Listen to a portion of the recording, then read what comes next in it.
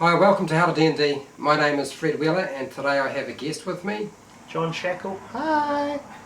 So John has been helping me with the miniatures reviews that we've been doing, and we'll pretty much try to do a series on player characters, building your character and some of the details around classes, feats and all that sort of stuff, rather than Dungeon Master stuff. There's lots of that on the internet, so let's talk about this sort of thing instead. And I thought today we would talk about feats, specifically combinations and feats that break the game, and are often choices that players tend to make. I know the feats that my players tend to take, the ones that cause the most strife for me, and It's our job to annoy them. That's right. That's right. That's exactly their job. I don't really get annoyed by it, but it becomes apparent after a while. You can see which feats are really the ones that sort of change the game consistently. And the ones that I know of that really make a big difference, that stand out the most, has got to be alert. Oh yeah, that +5 to initiative, baby. But the fact that you can't be surprised in the first round if there's an ambush. Now, 50% of my encounters would be ambushes, or potential ambushes.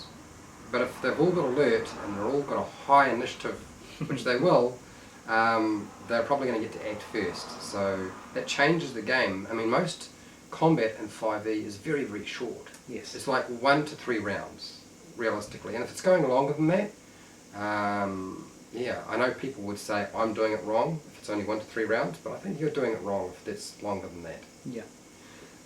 The other one I can think of is Sentinel. Sentinel is a scary feat, and the fact that they can take attacks if Pretty much, if a creature moves away from you, it gets an attack. If it decides to disengage, you get to attack. Pretty much if it attacks someone else besides you, you get to attack. That combination really messes up my monsters, and combined with something like Rogue, sneak attack, yeah. Or the Pole Master feat. Yeah. Then you don't even get to touch the players, because it's like, nope, you get to stay there. Nope, you get to stay there. Nope, you get to stay there. Yeah. Those are the ones that really sort of stand out. And recently, John has educated me on the usefulness of mobility. Mobility. Oh yes. Mobile. It's called mobile, isn't it? It's not mobility. It actually says mobile. I call it mobility. Yes. Yeah. So we used to call it mobility in an older version of the game, 3.5 I believe it was. It's called mobile. But it makes a huge difference because, particularly for a rogue... Yes. Different classes need to have different feats. We'll say that now. I play a fighter rogue, so anything that lets me attack more than once or is able to make me go dash up and attack quicker, great feats. What's the other one? Sharpshooter. Yes. Great weapon fighting, sharpshooting. They're pretty much the ranged and the melee versions. Now the sharpshooter basically means that you don't have to deal with cover. Half cover and 3/4 cover. Gets rid of all cover. And that's a big advantage often in a game where, particularly if you've got a dungeon master who follows the cover rules, and I do. But also that no disadvantage at long range, at their extreme range. That's a huge advantage. And what was the other one I've come across recently, and that is the Warcaster feat. Yes. Which I didn't actually think too much of. That's it. It really depends, like I said, it really depends on what characters you have.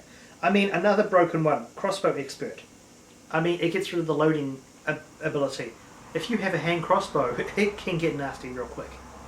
Now, one of the things I've noticed with that particular feat is if you're up close in melee.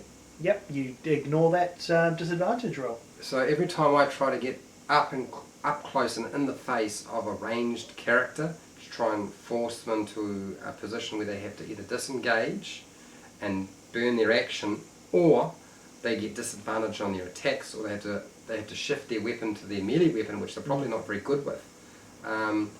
Yeah, it makes a huge difference. So those are the things that sort of stand out for me in terms of the feats. So John, what's your sort of assessment of feats? Yeah, pretty much what you said. I will also go into Elemental Adapt. I mean, it gets rid of resistance to certain, especially if you use fire spells and you're going to be facing things that are resistant to fire, it gets rid of the resistance, so you're dealing full amount of damage. Not game breaking per se, but especially when late game where everything has resistances to everything but say, toilet paper, it's good because you can still start doing good damage. Heavy Armor Master is great low levels. I mean, it pretty much means you're nullifying a little bit of damage every time you get hit. Late game, it doesn't really matter because you're going to take a ton of damage and 3 points isn't going to make a difference. Yeah, in terms of increasing your armor class at higher levels, most of the monsters that you'll be facing will be high level, they won't be low level. And as a general rule, I wouldn't use low level stuff, and I have, but I had to roll a 20. But with the high level monsters, their attack bonus is huge. Oh yeah. And so with bound accuracy, that changes everything.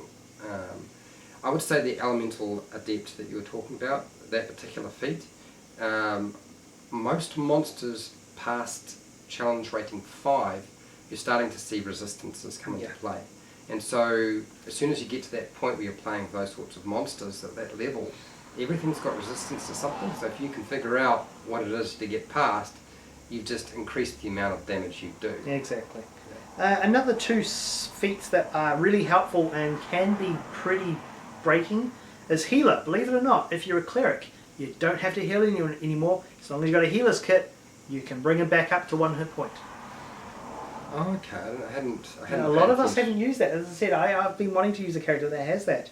But you guys don't generally play healers. No. I mean, really, William's the only one I've seen who'll play a healer. I see paladins, but they stand in the front anyway, and they're not using a lot of the healing stuff. They just truck out the smites. Yeah. So like I said, especially if they're down, it drops them back up. Another one, Lucky. I mean, you get to reroll dice. Oh God, I forgot about Lucky. Oh my God, I have never seen three rerolls every day, and then you do a long rest, you get them all back again. I can't count the number of times I've seen people use that. It is so powerful. It really is. Yeah. Another one that I can remember using, and it does kind of make things a lot more fun. Observant. I mean, +5 to perception and investigation. So tower full of traps. Didn't need it. Yeah. So there are situations though. Observant is problematic because I know players when they take this particular feat, they assume that they can always use their passive check. Oh no. And it just doesn't work that way. And they can get quite upset.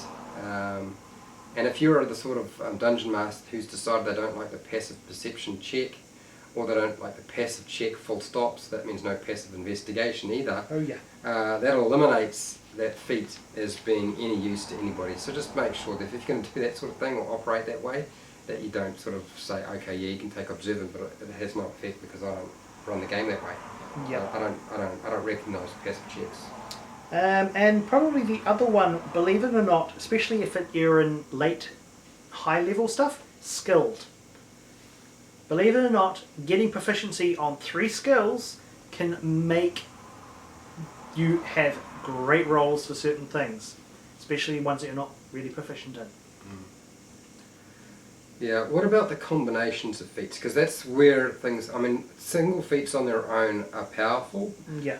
But what I've noticed is that some of these combinations of feats are really scary. And obviously Sentinel and Polar Arm is one of those. Or Sentinel and Great Weapon Fighting because of the extra attack you do when you hit something and kill it. Yeah. That's one of the only ones I can think of. And then if you can throw Mobile in as well, I mean, that's just... but yeah, no, that's the only few that I can think of that's really breakable is Sentinel plus something else. Right. And I think I've seen Sentinel and Warcaster as a combination. Wow. I think somebody did that, and it was driving me nuts. Smells at point blank range. And they would stand in the front line deliberately, and I couldn't understand it. And every time I did, I had to contend with with melee spells, of all things. Ah, yes, now I can see why. Yeah, yeah, that's what I'm talking about. Yeah, you see, Wow. there's that combination, that Warcaster and Sentinel, and if you've got armor on, and you've multi-classed, and you're not just a straight wizard or a straight sorcerer, you're not a straight caster. You know, if you built yourself a tank caster, it's pretty nasty. I mean, it's not even, it doesn't even say cantrips, it's a spell. So, Yeah. I mean, you can cast level 9 spells if you wanted to. Yeah. That's one of the ones that really... fortunately, people don't seem to do it very often, so I don't worry about it quite so much. Yeah, okay, alright. So that's pretty much everything in terms of feats? That's pretty much it. Feat combinations, yeah. Okay, well look, if you found this video helpful or informative, please share, like and subscribe if you haven't done so already. Thank you to John for doing this video because I'm taking time out of his holidays. But make a comment below if you have any questions about the feats and their combinations. I will do my best to answer the questions I can manage, but the rest I will probably go and talk to John and Mark and the other guys because they know a lot more about that sort of stuff than I do because they deal with it all the time. We're more players than DMs. Yeah, yeah. Until next time, keep rolling those 20s. Oh, you caught it this time, well done. Yeah, good.